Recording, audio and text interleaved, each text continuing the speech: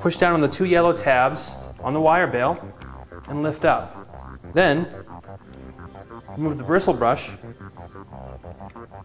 and the flexible brush. Once you have your brushes out of your Roomba, the first thing you'll want to do is remove the end caps from your bristle brush.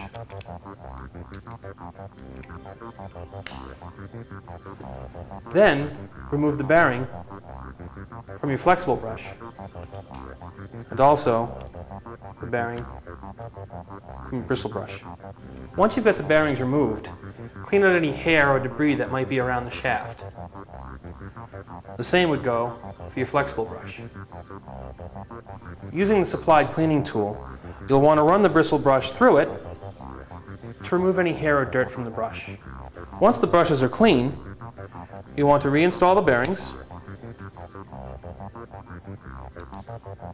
and then on the bristle brush, reinstall the end caps.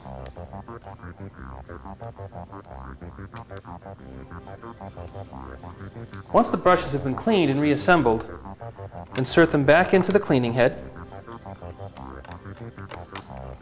close the wire bail down, and snap it securely into place. You want to make sure that you clean your brushes regularly, sometimes after every use.